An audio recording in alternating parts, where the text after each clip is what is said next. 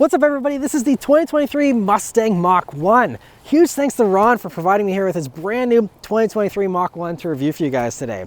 So about the Mustang Mach 1, well this is the final year for the Mach 1. It was introduced in the 2021 model year and continues on here for 2023 and has now been replaced by the Dark Horse for 2024 with the new S650s.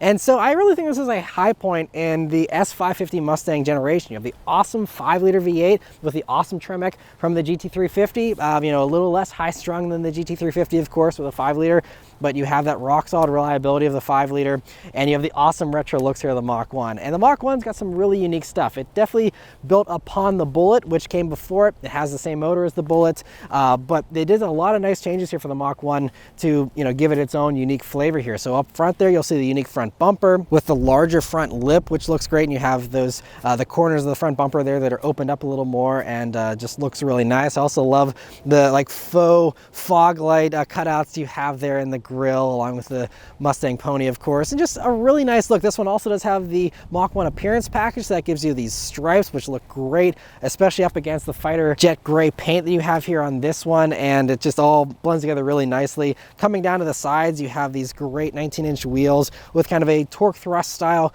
kind of look to them, again a retro look that was available. And the handling package, which this one does not have, also would have some unique wheels as well, but these are great. And this is just the standard Mach 1, by the way. It does have the Magna Ride and all that, but doesn't have the handling package, which was a $3,500 upgrade whenever these were new. You also have the Mach 1 badge here, which is really great. I love they went for a retro vibe with that badge. And you also have the gray painted mirror caps here and the great side stripes there. And then going out towards the back, you have just a little lip spoiler there on the back, but the really great thing is the lower part of the rear bumper there, where you have the GT350 style rear bumper there, and it has the extra cooling that's been opened up there, and it does look a lot more aggressive than the rear bumper on the Bullet, for example. And I also love the polished exhaust tips there on the active, you know, 4-mode exhaust you have here on these. But you can really see the extra cooling there behind that rear bumper there, and it just looks really mean and aggressive, especially down low there with that rear diffuser. And of course the Mach 1 badge there on the trunk lid, and the same great taillights and, you know, back end as any other Mustang otherwise. But overall, just a really good look. I think these things look so good. I love they also offered them in so many fun colors, and you know, just had so many different options for them. You can get them with the automatic or the manual, unlike the Bullets, and just overall, just I think they did a great job here on the styling on the Mach 1s. The interior of the Mach 1 is a little bit unique here, but it's pretty much the same as any other Mustang interior, so I'm not going to spend a lot of time in here. Most people are aware of what an S550 Mustang interior is like, but the cool things you get for the Mach 1 here are you get the chassis number here on the dashboard here on the passenger side, and you do get this really nice orange stripe through the seats, but otherwise they're the same kind of seats you get from the Bullet with the ribbed kind of texture here to the perforations, and it's a really nice seat. I mean, these all have the premium interiors, so you get the stitching here on the center of the dash here and on the center tunnel area, along with the white on the seats. Now you could get Recaro seats, by the way, for the Mach 1. This one doesn't have that. The Recaros are extra money, and you lose the heating and the cooling and the memory and the power if you go for those. I'm not crazy about the Recaro seats, and so I'm happy to see this one has the regular seats. These are still really supportive seats. They're really comfortable on long road trips, and having all the luxury features there for them is really great. And so yeah, I think these are a no-brainer to get these seats in my opinion, unless you're doing a lot of track driving. But otherwise, you know, same great steering wheel here as any other Mustang, which is just a really nice wheel. And you have the digital gauges here in the Mach 1s, of course, and they look great. It has all the same customization with the different track modes and you know, the different appearance there. You can change the colors, and you know, the different gauges you have there in the middle can be adjusted, and there's all the different my modes and all that kind of stuff in there, as well as all the track apps for, you know, measuring 0 to 60 times, all that kind of stuff. Again, it's all been covered extensively in the past, so I won't go into all that, but you know, it has a lot of that stuff. That's how you do your launch control and all that. So really, you know, nice gauges still. I love that they're in this enclosure still with, you know, the metal trim rings, and it's not just a giant screen just tacked onto the front here like we see with the new ones. And then coming over to the middle here, I again still love the double bubble of the dash. It's again a very retro Mustang interior, and you still have the normal 8-inch sync touchscreen, and you know, it doesn't have wireless Apple CarPlay or wireless Android Auto, but it does have that capability to just plug in. But still, I mean, having the volume and two knobs that are metal, the metal switch gear, the real buttons for everything, again, stuff you don't get with the new Mustang now. I don't know, it's all personal preference, but to me, having this feels like a more expensive premium interior versus just having two giant screens and nothing else really. So I still love this interior. I like that the screen is a little bit lower so it's not up and in your face. I love the gauges here by the air vents. It all just, I still love this interior. I'm a little biased. I own a Mustang Bullitt. I've owned 4 S550 Mustangs. So full disclosure, I'm a little biased. But, you know, to me, I still think this interior is really a sweet spot. And one of the other unique things here, of course, is this shifter. It looks the same as the Bullitt with the cue ball shift knob here, but you get the Tremec here in the Mach 1s versus the MT82 and the Bullitt. But it looks the same as far as appearance goes here. But I'm very excited to try that out once we get on the road here. But let's start up and go for a drive. So it has the same normal Mustang key, and always been a nice key with the metal buttons there on the back. A little bit on the big side, but not too bad. And of course, it is keyless access, keyless entry, push button start. So you just leave the key in your pocket, put in the clutch, hit the engine start button, and it roars to life. All right. So setting off here in the Mach 1. So anyone that's been watching this channel for a while, you'll be very familiar with the sound. It's the same sound as the Bullitt, same engine as the Bullitt. It's fantastic. This exhaust has 4 different modes: quiet, normal, sport, and then track. And this is just the normal mode, by the way. It still crackles and burbles though when you let off the gas a little bit there. And it just sounds so good. But the big difference here, of course, is the Tremec TR-3160 transmission you have here in this. Wasn't available in the Bullitt or any prior Mustangs aside from the GT350. This is the first time it was available with the 5-liter. You can now get it in the Dark Horse as well. But I love this transmission in the GT350, and the big thing here for having it with the 5-liter is you have shorter gearing. So you have 5th is the 1-to-1 versus the Bullitt 4th is 1-to-1. So you had 2 fuel economy gears in the Bullitt and all the other Mustangs versus this you just have the 1, and 6th gear really drops off, and that's great. That's what 6th gear is for. But you have an extra gear to play with here in the Mach 1 essentially, and that's really nice to have. And it's a nice extra notchiness to this shifter too. It takes a little more muscle than the MT82 does and just feels so good to use, and I'll be very interested to see how this feels whenever we push it here. But we are coming up to a back road here. I'm going to go ahead and put it up into the sport mode. Sport Plus technically it's called, and that has a unique look for the gauges here. But let's turn down onto this back road here and see how it does. And here we go.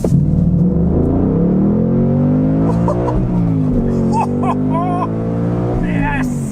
Woo, yeah, it feels really good. It's definitely more beefy with the shifts, and it just feels, yeah, it feels like a more stout, robust transmission than the MT82, which isn't a bad transmission. I think the MT82 gets more grief than it's deserved, but anyway, this just feels fantastic. And we also have the Magnum Ride dampers here, so as we're going straight into some corners, really feels nice. And another thing I'm noticing too is they retuned the steering for the Mach 1s, and so there's a different intermediate shaft in the steering column, and then they just, you know, switch up the steering. And obviously sport mode always stiffens up the steering a little bit, but even whenever I was in normal mode a few minutes ago, I was noticing the steering just feels a little tighter in the Mach 1 compared to the Bullitt.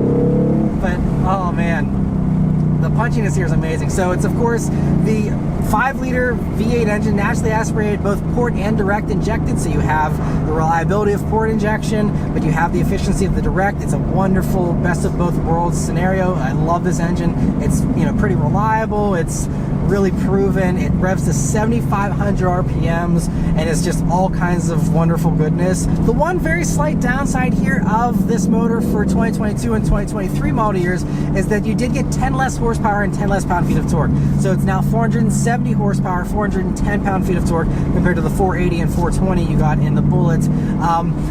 The only reason why it's a little emissions thing, there's basically an extra little filter in the air intake system, and so you can actually just remove that, supposedly, and then you get the power back, and without any negative side effects, aside from that not catching some fuel vapors or something, I don't know. But so anyway, it's still the same motor, and even if this one has that little thing removed, so we're technically still at 480 and 420, but even if, you know, you were losing 10 horsepower and 10 pound-feet of torque, are you going to feel 10 horsepower when you're talking about 470 still to work with? I don't think so.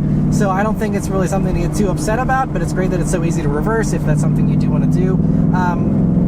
It's just, this motor is still so enjoyable to use. But as we're on these tighter corners here, another thing to talk about as far as the handling. So as standard here, you get the basically performance pack level 1 equipment here. So that means you're going to have 255 wide tires in the front, 275s in the rear. You have 6-piston Brembo brakes in the front on 15-inch rotors, and then just the regular, setup in the back there. But great to have the Brembo upgrade up front there. And these brakes are very stout, and it's also paired up with a lot of cooling. They really fixed the cooling thing here with the Mach 1s. You have the transmission cooler like you should have always had. You have the rear diff cooler. You also have underbody cooling that they added in here, and worked it into the aero here for the Mach 1s. You have really great cooling.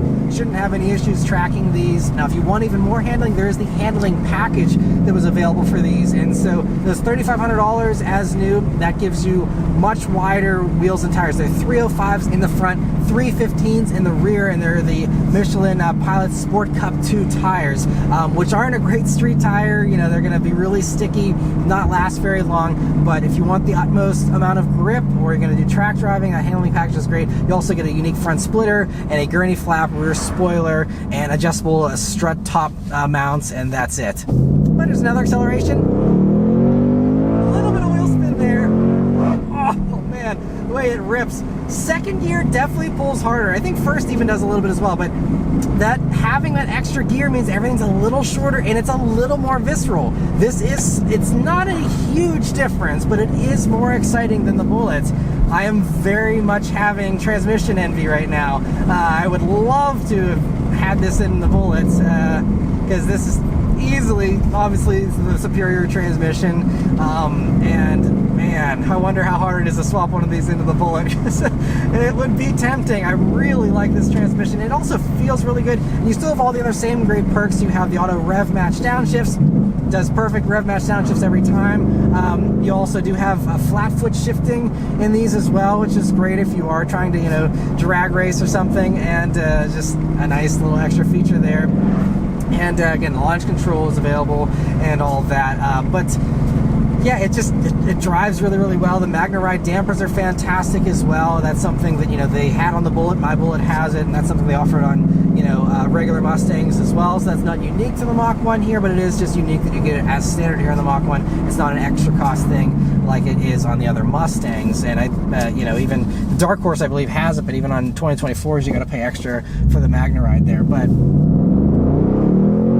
sorry, I just have to keep doing these accelerations. It just feels so good. And I also love, now it's rare, but with the MT82, you sometimes do get a first to second lockout. I've experienced it a handful of times in the Bullet, and at least so far here in this, no such issues with red line shifts or any kind of hard driving. The transmission is more than happy to do it. No lockouts, no issues or anything like that. So that's another perk. But man, I love every gear is just a little bit punchier. And oh yes, it is really nice. I love driving my Bullet, but this is better. This is certainly better.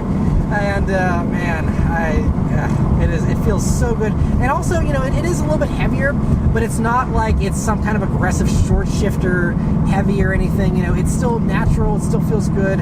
It's still really easy to use. And to me, I could be wrong, but it feels like it's a slightly shorter throw in this than it is in the GT350. I think that had a slightly longer gear lever versus this. So, I don't know, to me it feels really good, especially with the cue ball shifter here and all that. Otherwise, it's a Mustang driving experience. As far as the ride goes, it's great. Even in the sport mode here for the MagneRide dampers, these roads aren't perfect. And you feel the bumps a little bit, but these are great Grand Tours, great road trippers. I've road tripped mine extensively. I love going on highway drives, and these are really great for that. But whenever you're on a back road, even without the handling package, you don't need it. It's still a performance pack level 1 Mustang. Still has all the handling gear you need and just feels so good. Mustangs aren't the lightest things out there. This one weighs about 3,868 pounds, but they really don't feel that heavy, especially with modern vehicles, just getting so heavy these days. I also really like the smoothness of this transmission. I didn't really expect it to be any smoother, but every once in a while in the Bullet, I occasionally will experience a little bit of like driveline lash, just things just feeling a little looser. This just feels a little tighter with the Tremec and just feels like it's easier to be smooth with, and it might just be a mental mental thing, but it also seems like the clutch is a little bit more engagement. It's just a little easier to use. It seems like the assistance with the spring is a little less weird in the Mach 1. That could be just in my head, I'm not sure. But in the Bullet, it feels like the clutch isn't quite as good feeling as it is here in this.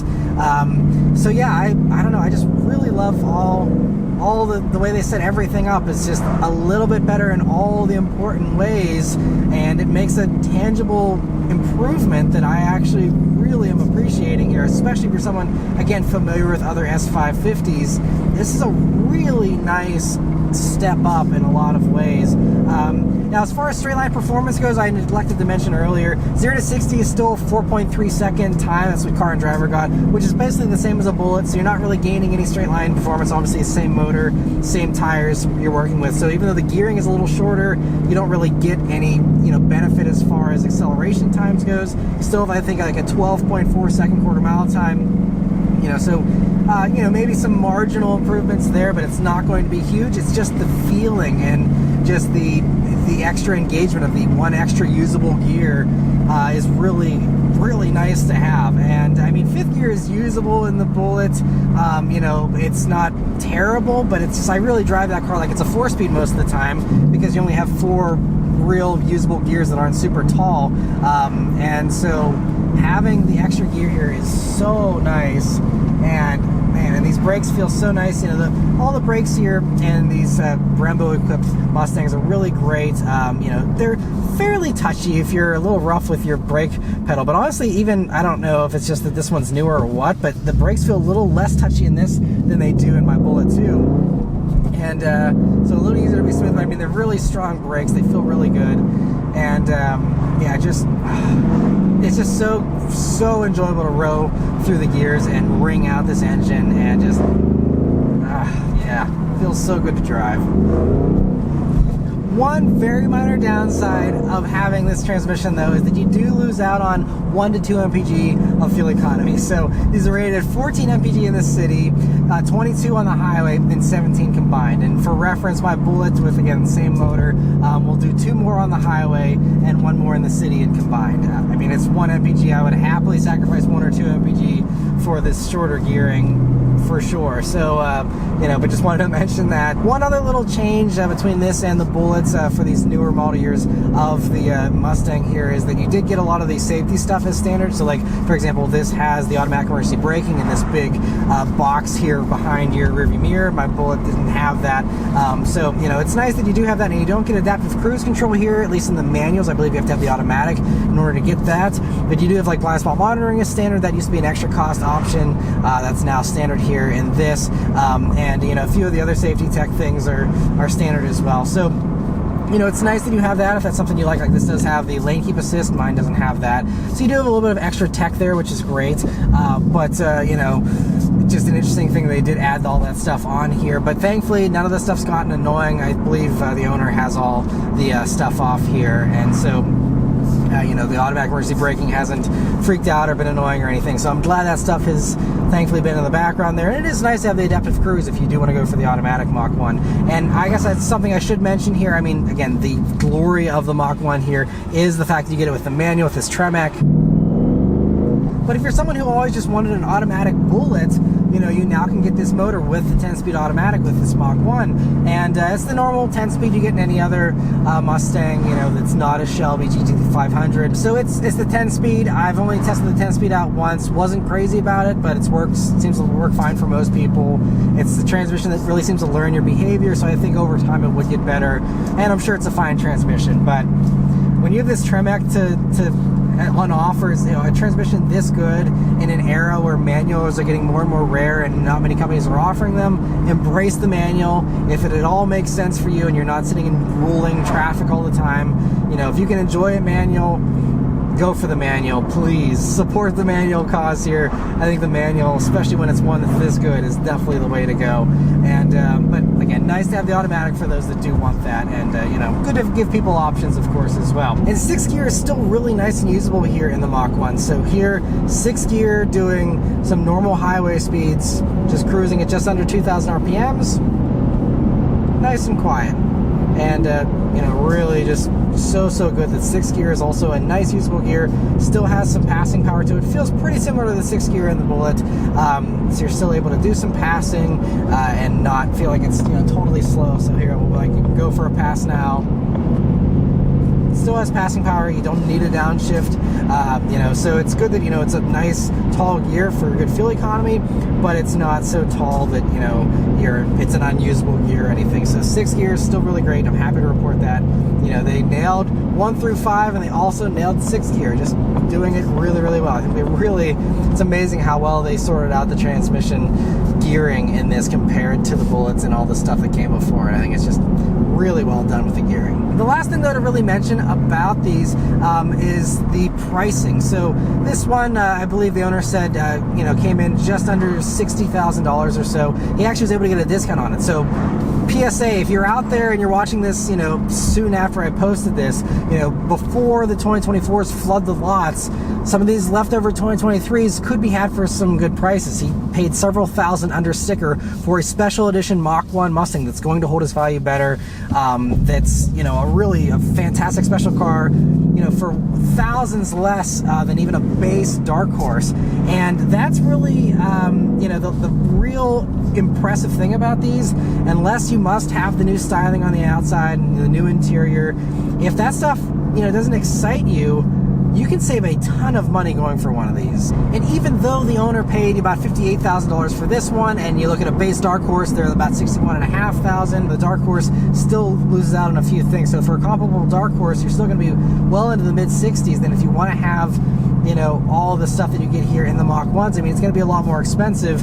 And to some people, maybe having the new thing and having the new styling and the new tech on the inside and stuff is worth paying the premium. That'll come down to your personal preference, but especially, it's not fair to compare used versus new, but on the used market, getting, again, the same Tremec as the Dark Horse, just 20 less horsepower, you know, and you miss out on a few of the other mechanical things, but mechanically you're very close to a Dark Horse, and one of these used is in the 40,000 range. But still, we're talking comfortably under $50,000 for a special edition Mustang that should hold its value better, and it's still got the amazing Tremec, still has this amazing engine, same great sound, same kind of performance, and the S650 is, again, very similar underneath to the S550. You know, for all those reasons, I feel like this is the way to go. This is, you save so much money, you get, you know, probably 95% of the fun or more of a Dark Horse for way less. You know, and I haven't driven the Dark Horse, so full disclosure, I can't say how it compares to this. What I can say is it's a great improvement over the Bullet and regular S550s, and I think that, you know, when you're talking about something in the 40s or even in the 50s, it's a huge savings over an S650, and you get all the same fun. So it really it seems like the better bargain of the two out there, at least currently. And again, you have a special vehicle. You know, the special edition Mustangs typically do hold their value better, so you have a really good investment as well. And yeah, I just think it's fantastic. I mean, my Bullet I bought 5 years ago for 50 grand is now still worth, you know, 42 or so after all these years, and I'm sure it'll be the same case here with the Mach 1. So you're buying a great investment as well, even if you don't care about that, and even if you want to drive it a bunch, you can still drive it, have fun with it. Like, I've put almost 20,000 miles on my Bullet, but you still have a car that's going to be worth a lot, be valuable, be sought after, and still be special, you know, many years later. So yes, anyway, that's about all of my thoughts here on the Mach 1. Overall, I absolutely love it. I wish I had this transmission in my Bullet, and I think that if you're someone especially that's coming out of another S550 Mustang and you've maybe not been crazy about the MT82, you know, I think that this is a really great way. You still have the same great S550 packaging with the Tremec and this great motor from the Bullet, and it's just, it makes for a really high watermark. And potentially, I mean, the GT350s are very special, and those can also be had for probably, you know, similar money these days now that they've aged a little bit more. But, you know, I feel like this is, you know, one of the high marks right there with the GT350 in my mind, as being, you know, some of the peak S550 Mustangs, some of the greatest Mustangs we've had in modern times. And I absolutely love the Mach 1. But let's end with one last acceleration here in track mode.